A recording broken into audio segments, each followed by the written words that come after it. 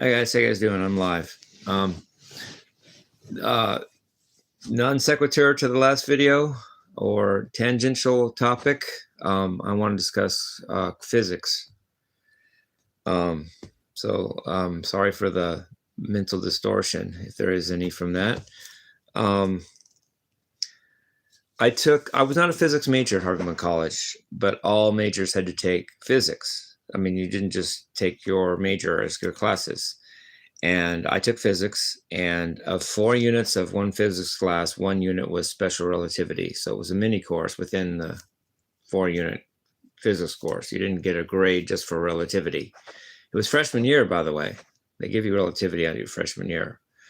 And they only make pass, fail, or high pass your freshman year because people would die. People would just tank, and nobody would get a good GPA, including myself. I would have tanked. I got straight A's practically in high school, and I went to Harvey Mudd. My first semester at Harvey Mudd, half my classes, if I would have failed the final, I would have failed the class. I had to pass the final to pass the class, and half my classes at my first semester of Harvey Mudd College, I just about died. If I would have gotten grades for that, it would have been horrible. So thank you, Harvey Mudd, for the pass-fail freshman year. But the freshman year physics course was at least one semester of it was four units. 1 unit was special relativity. I got the highest score in the class on special relativity itself, not the whole 4 units, but within the 1 unit special relativity, I got the highest score. I got 92 on the test. But I want to talk about some of the concepts of that if I get my head around it. But let's just try this. The professor actually has explained all of special relativity in one lecture. First lecture of the class, he just lays out exactly special relativity, just lays it out. Like if you went to that one lecture, lectures were usually 50 minutes long. Weird number, but maybe that's how long a person can concentrate. I don't know. And within that 50-minute lecture, he explained relativity right there. Special relativity, that is. General relativity gets more complicated because you deal with more general, like it sounds, more general concepts that aren't special, like acceleration in general relativity. That in special relativity, things that move, but you don't have accelerating time frames. You have, moving but staying the same velocity time frames. You don't have accelerating life time frames and things like that. But I never got to that because general relativity I never got to because I'm not a physics major. But let's talk about some other things. Light has no mass, so therefore it can go the speed of light. It's the fastest speed that anything can go in our universe. But it never accelerates because it has no mass to accelerate. It just always is going the speed of light. It can't slow down because there's nothing to slow down. It has no mass. It just goes the speed of light as long as it exists. And it started out at the speed of light, and as long as it exists, it's going the speed of light. It doesn't accelerate to that, and it doesn't decelerate. On the other hand, people like us and everything else other than light and certain other electromagnetic phenomenon that have no mass as well, we all have mass, and therefore we cannot reach the speed of light no matter what. There's just no way. Lots of things happen when you move in through time. When you move through space, time slows down for you.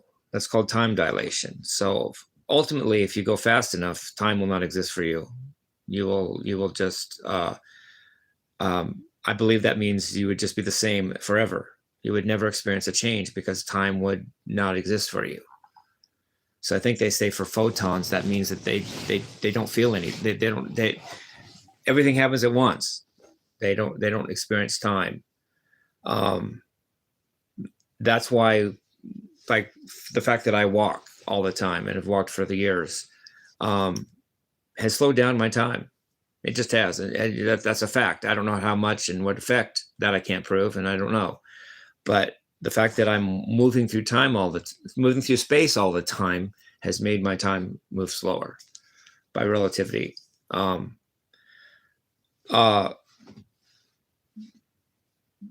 That's time dilation. So space and time are one thing. They're related.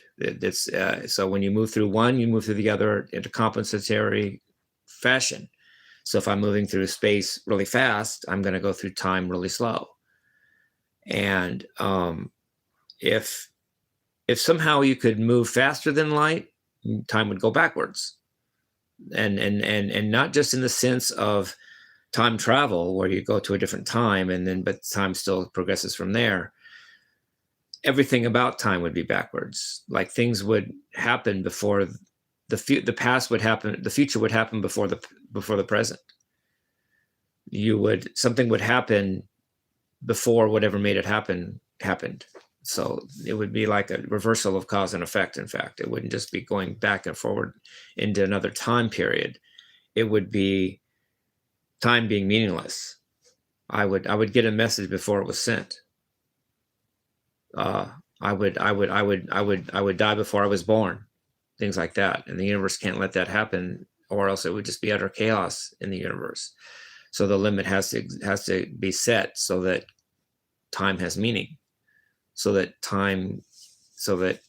things can happen for a reason, not reasons happen before whatever caused them. So that's actually a favor to us, that the fact that the fact that the speed of light is an unreachable constant is why our universe is stable. So there's that. And then also another thing about traveling fast and toward the speed of light is that as something accelerates toward the speed of light, it gets infinitely small. It just contracts. So as if I were actually trying to go to the speed of light, I would get really, really small, but never zero mass, because I already have mass. I can't be massless. I can only get really small. So I would just be really, really small, but still not be reaching the speed of light, because that's impossible. And then, even though I would be getting smaller physically by dimension, my mass would be increasing infinitely. Like I would be getting infinite mass. Mass is the resistance to inertia, to being moved. Mass is resistance to acceleration. So this small little me would be getting have such mass that it could not be increased. It could not be sped any faster, and that mass would approach infinity as I got closer and closer to the speed of light. I become this small little thing. I become infinitely mass, and you can't move something with infinite mass. Things with more mass are harder to move. So, and things with more mass take more energy to move. So something that approaches infinite mass takes infinite energy to move. So I become this small little thing that approaches infinite mass, that takes infinite energy to move any faster than it's already going, therefore making the speed of light an impossible goal for anything that has mass. So I'm just having physics time here. So yeah, they talk about ways of going through space faster than light, such as folding space and time, and then you just go from one point to the other. That might be another thing, and that doesn't really imply breaking, traveling faster than light. It implies bending space-time. That's another subject. I'm not an expert at that right now, however, but as far as just going fast enough through space to get to somewhere else in the universe at faster than light speeds, impossible. There's no warp speed in reality. There's maybe a warp of space and time that you just went through slowly at your normal rate and got to one other place through a wormhole or through a folding of space and time. But that's different from accelerating at super light speed to another location. So a lot of space travel is kind of iffy in relativistic terms. Let's see, anything else I want to say? Yeah. So, and the way that there's a limit of speed of light is similar to saying that the universe is like a computer that needs to upgrade or update at all times. It can only update as fast as it does. And so going faster than the speed of light would cause a glitch in it and cause something to happen before it whatever made it happen happened. It would really cause chaos, because the computer of the universe can only update at its own speed, and anything that breaks that would break that, whatever that computer that computes the universe would go chaotic, and nothing would have any meaning. Everything that we take for granted would be impossible. Time would be going in all directions at once, and matter would really not exist probably, and all kinds of crazy things would happen. So it's a good thing that the speed of light is a constant that things with mass can't approach. It just is.